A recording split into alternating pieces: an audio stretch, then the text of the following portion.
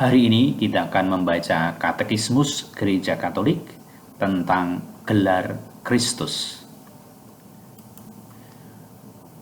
Dalam nomor 436, Kristus adalah kata Yunani untuk ungkapan Ibrani Mesias, yang berarti terurapi.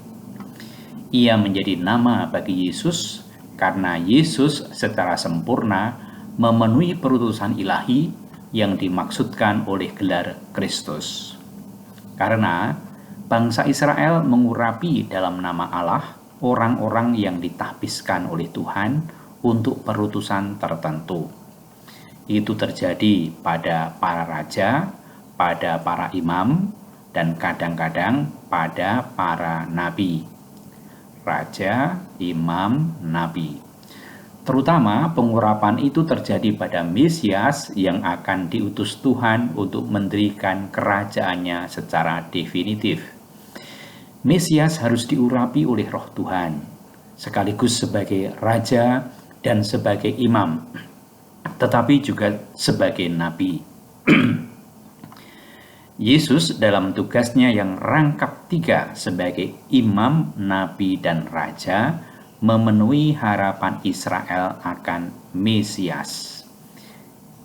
Yesus dalam tugasnya yang rangkap 3 sebagai imam, nabi, dan raja, yang dalam bahasa Latin sering kita dengar sebagai Trias Munera Christi, atau dalam bahasa Inggris The Three Offices of Christ.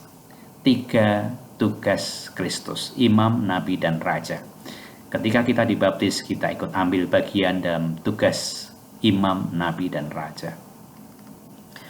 Malaikat mengabarkan kepada para gembala tentang kelahiran Yesus, Mesias yang dijanjikan untuk Israel. Hari ini telah lahir bagimu juru selamat, yaitu Kristus Tuhan di kota Daud. Ia adalah Mesias Tuhan. Sejak awal mula, Yesus adalah yang dikuduskan oleh Bapa dan yang diutusnya ke dunia. Karena ia dikandung dalam rahim perawan Maria sebagai kudus.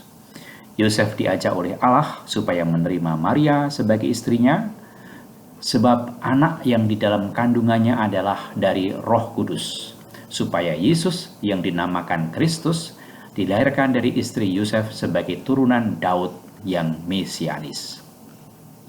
Tahbisan Yesus menjadi Mesias menyatakan perutusannya yang ilahi. Nama Kristus berarti Ia yang mengurapi, Ia yang diurapi, dan urapan itu sendiri. Dengannya Ia diurapi. Bapalah yang mengurapi, Putra yang diurapi, dalam Roh yang adalah urapan itu sendiri. Santo Irenaeus. Urapannya yang abadi sebagai Mesias dimaklumkan dalam kehidupan duniawinya pada saat pembaptisannya oleh Yohanes, ketika Allah mengurapinya dengan Roh Kudus dan kuasa, supaya ia dinyatakan kepada Israel sebagai Mesiasnya.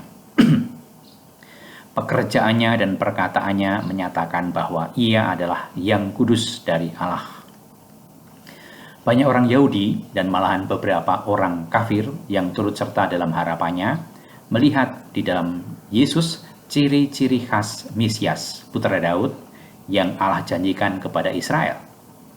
Yesus menerima gelar Mesias yang menjadi haknya, namun bukan tanpa syarat, karena gelar ini dapat disalahartikan, karena oleh sebagian orang semasanya diartikan terlalu manusiawi, pada dasarnya politis. Mereka mengartikan sebagai Mesias politis, penyelamat politis. Yesus menerima pengakuan iman Petrus yang mengakuinya sebagai Mesias, tetapi menyatakan dalam kaitan dengan itu kesengsaraan yang harus ditanggung putra manusia.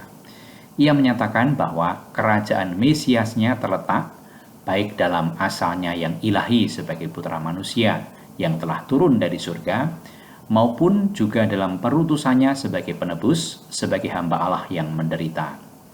Anak manusia tidak datang untuk dilayani, tetapi untuk melayani dan untuk memberikan nyawanya menjadi tebusan bagi banyak orang. Karena itu, arti benar tentang kerajaannya baru dinyatakan melalui salib. Baru sesudah kebangkitannya, kerajaan Mesiasnya dapat diumumkan oleh Petrus di depan umat Allah. Seluruh kaum Israel harus tahu dengan pasti bahwa Allah telah membuat Yesus yang kamu salibkan itu menjadi Tuhan dan Kristus. Demikian pembacaan tentang arti Kristus yang terurapi atau Mesias. Semoga memberi inspirasi berkah dalam